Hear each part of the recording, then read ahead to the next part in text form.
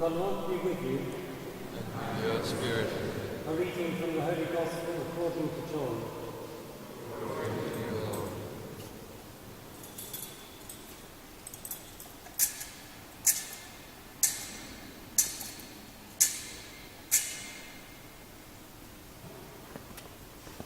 In the evening of that same day, the first day of the week, the doors were closed in the room where the disciples were, for fear of the Jews. Jesus came and stood among them.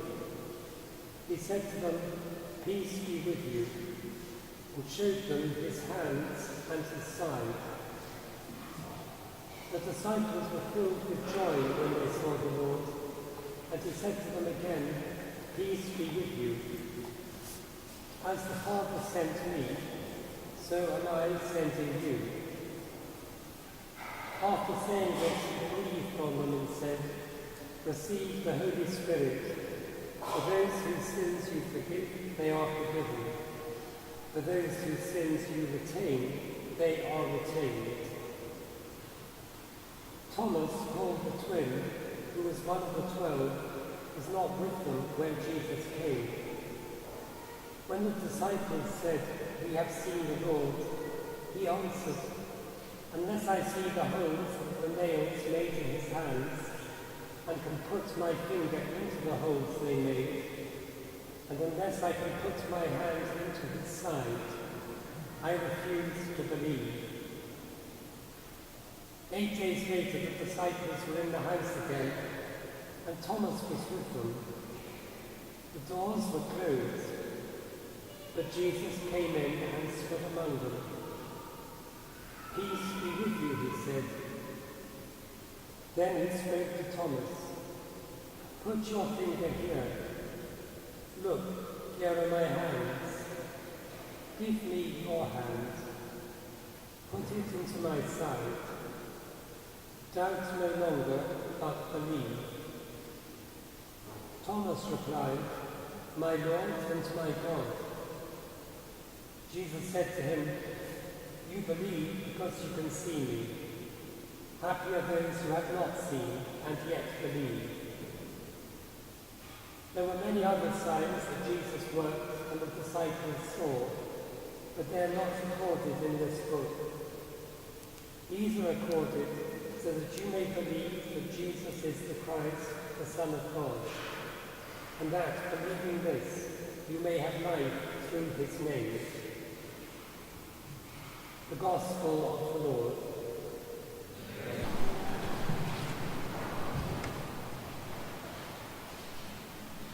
Thomas often gets quite a bad press in Christian circles, as though the resurrection should have been perfectly obvious to anyone with half a brain.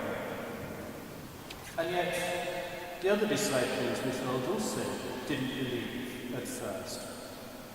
And Thomas was not stupid. Thomas knew about death. Thomas knew that the Romans were experts in crucifixion. They got lots of practice after all.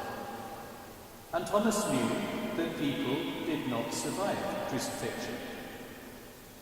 Therefore, Thomas knew that Jesus had died. And he probably believed that the dead would not rise again until the end of time, when all Israel would rise and the whole world would come to believe in the God of Israel. That was the standard belief of the Pharisees at the time of Jesus. But then his friends, the other disciples, come along and tell him that Jesus is alive, and they actually saw him. Of course, he found it hard to believe, just as we find it hard to believe when people still claim every now and again to see Elvis Presley shopping at Waitrose or Asda or somewhere. And so, on this day, a week after the resurrection, Thomas was granted his wish. The risen Jesus came to that same locked room once more, and Thomas saw him. He must have been amazed, absolutely speechless. In fact, he only manages to say, "My Lord and my God."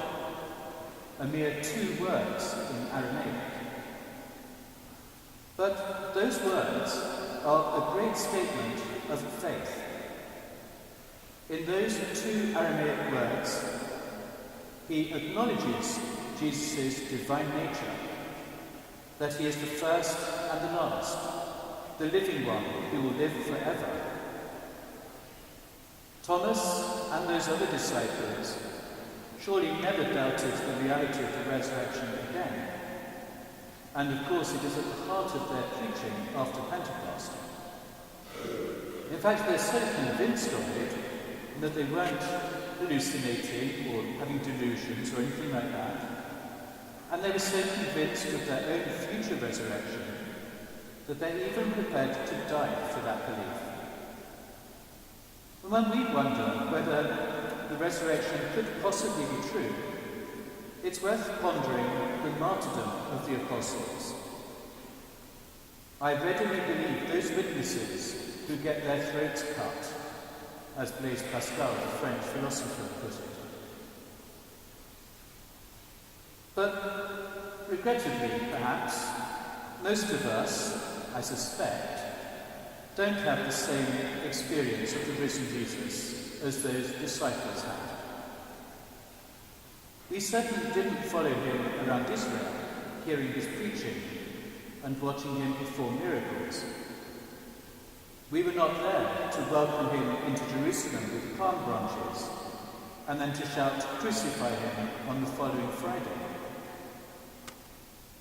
So when do we meet this risen Jesus?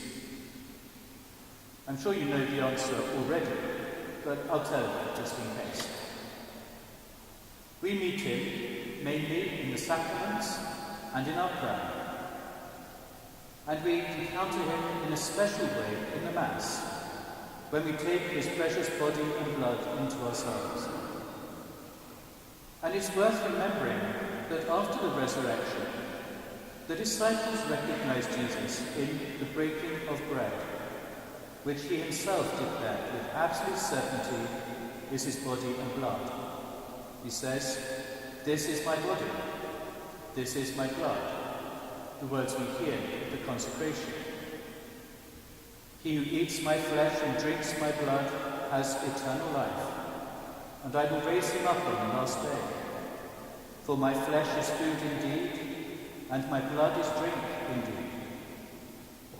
So when we come to the altar today, whether we are able to receive Holy Communion or not, we meet the risen Jesus. He is truly with us in this church. He is truly with us in our life, if we want him to be. But just as the disciples chose to follow Jesus, so we too can and need to make that choice for ourselves, and to hear those words of the Lord. Happy are those who have not seen and yet believe.